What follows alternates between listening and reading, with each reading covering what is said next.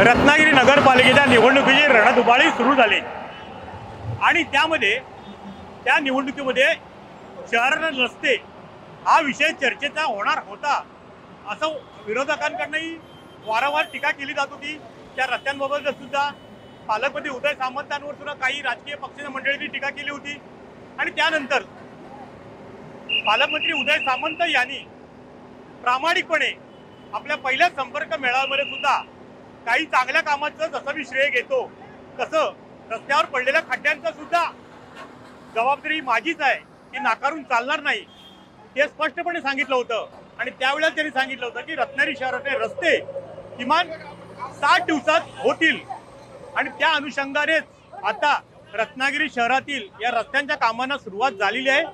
महत्त्वाचा साईस्टाप ते दांडा फिशरीज हा महत्त्वाचा मुख्य मार्ग रत्नागिरी शहरातला, ज्या रस्त्यावरती रत्नागिरीतील शेकडो वाहनं धावत असतात, अनेक पादचारी ये जा करत असतात आणि आता खऱ्या अर्थाने या अत्यंत खराब झालेल्या रस्त्यांची नूतनीकरण आणि डांबरीकरण असे दोन्ही कामं या ठिकाणी समाविष्ट झालेली आहेत आणि त्या पद्धतीने कालपासून रत्नागिरी शहरातल्या रस्त्यांची सुधारणा म्हणा की नव्याने रस्ते निर्माण करण्याचे किंवा रस्ते तयार करण्याचे काम प्रगतीपथावर नव्हे युद्ध पातळीवरती सुरू आहे।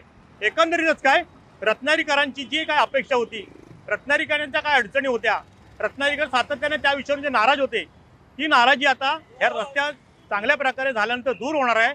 आणि एकंदरीत म्हटलं तर पालकमंत्री उदय सामंतांनी जनतेला दिलेला शब्द खऱ्या अर्थाने आता तो प्रत्यक्षात उतराई होते, साकारतोय किंवा त्यांनी शब्द पाळला असंच एकंदरीत आजच्या या रस्त्यांच्या कामावरून म्हणता येईल। टाइम डिले करता किशोर मोरेसह शुभम पवार, रत्नागिरी। टाइम्स डिजिटलला लाईक करा, शेअर करा, सबस्क्राईब करा आणि बेल आयकॉन दाबायला विसरू नका। Times digital.